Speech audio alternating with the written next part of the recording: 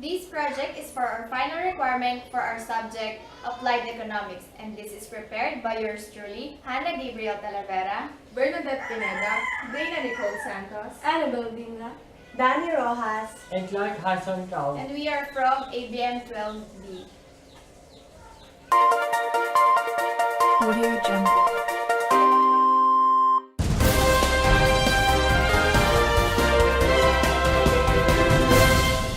Despite being prudent in using electric appliances at home, Joel's February power bill is still higher compared to the previous month. Joel expects his billings for March would show a higher amount. Dapat itaas din yung sahod ng mga tao kasi kung mababa tapos mataas ang babayaran na namin, mas lalo kami maghihirap. Meralco confirms Joel's fear as your overall rate is likely to increase by more than 50 centavos per lalaro kilowatt pa rin hour. yan sa range na 75 centavos, more or less. So, there's a possibility na it may go higher or it may go a bit lower.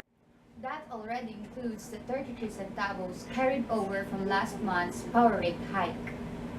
After the utility decided to stagger the February increase aside from higher price electricity from power suppliers, consumption also increased from January to February due to the higher temperature. Kaya nabawasan yung supply.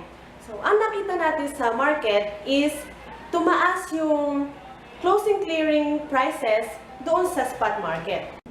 But Meralco says since Pag-asa has not yet declared the start of the dry season, temperatures are still expected to go up further, forcing consumers to use more cooling appliances, which will in turn increase the overall demand for electricity.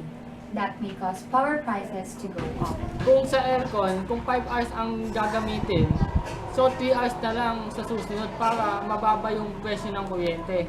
Pag summer, asahan na natin na both in terms of consumption tsaka ng mga prices, talagang may pressure for prices to go Meralco will higher. announce a final rate adjustment for the March billing on Friday. This is Isa Patricia Ramos and Hannah Gabriel Talavera. Nice place! Thanks! Mars, kamusta na? Mars, na-miss ko tong Pilipinas. Talaga? Oo, lalo na yung Bicol Express. Kaya ni Mr. yan! Di ba, Han? Ako? Bicol Express! Bicol Express! Here, new Maggie Magic Meals is here. Thai, massage, isabay sa pagsaing. Your ulam cooks, while your kanin cooks. After 45 minutes, Express!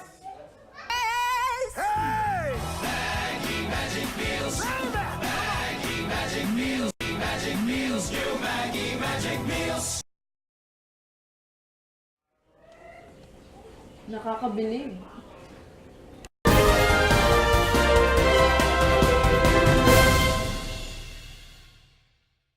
This is Mrs. Cherry Maipa Talavera. Good afternoon, ma'am. Good afternoon. So, yung first question po is, paano po nag-start yung business? Nag-start yung business since 2008 but officially it was registered in DTI and all of the documents were finished in 2010. So, bakit po iyon yung napili yung business?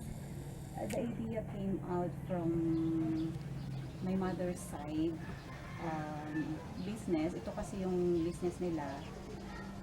I don't know when they started it, but when one of my aunts closed her business where I was an employee, I got an idea to try by myself. And since I love teaching and I saw how it run, so I tried it by myself. Ano yung mga problems na na-encounter niya? Yung mga problems naman, technically, walang masyadong big deal kasi it is a seasonal kind of a business. So, may mga times lang na syempre maraming teachers na kailangan ako during the season na nandito ang mga Korean students. So, syempre iba-iba yung ugali ng mga employees na nakukuha, yung mga seasonal teachers na yan. So, doon lang minsan nagkakaroon ng mga misunderstanding, miscommunications, ganyan. Yan. Pero wala namang malalaking issues. Anong month po lumalakas yung business? Ayun. Yun yung tinatawag namin na peak season when it's summer in Korea. That is every July and August.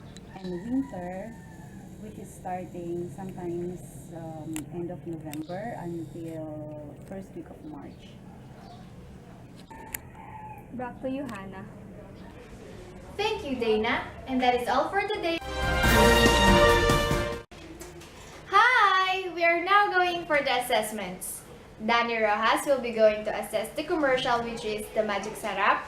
Clark Hanson Cow is for the news, which is the Meralco's price hike for the month of March. And yours truly, Hannah Gabriel Talavera, for the assessment of the company interviewed, the Snappy Center of Manpower and Tutorials.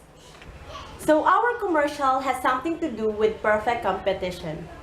Perfect competition is a form of market structure. Magic Sarap is one of the seasoning products in the Philippines in the market. There are Ginisa Mix, Pork Sabor, Ajinomoto, and many more. Perfect competition is said to have many buyers and sellers. All firms produce an identical or homogeneous products.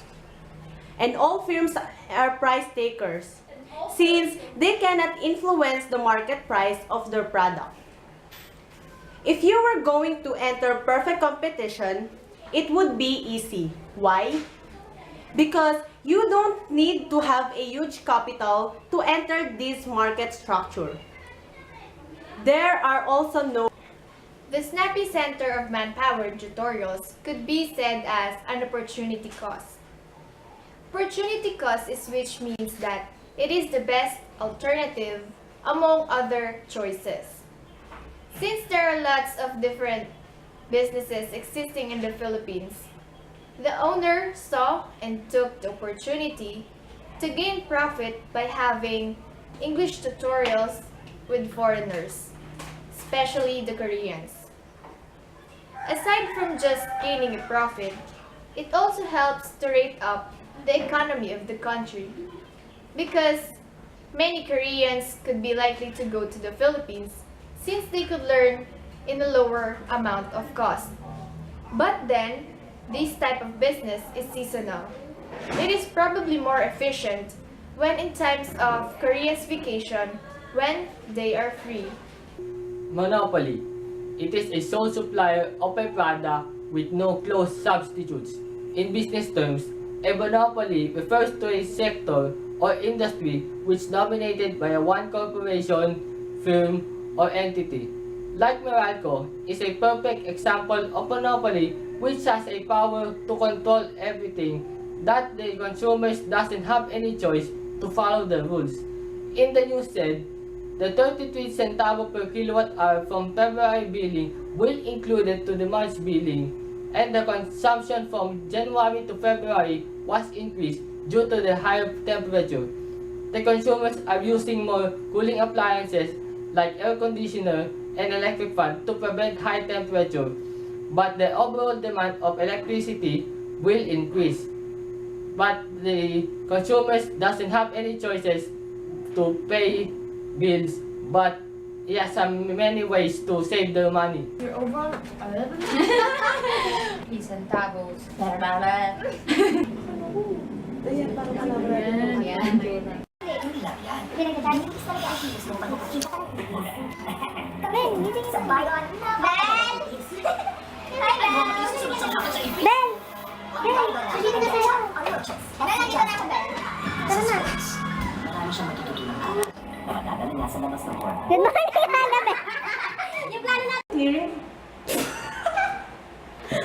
Ako? Hindi!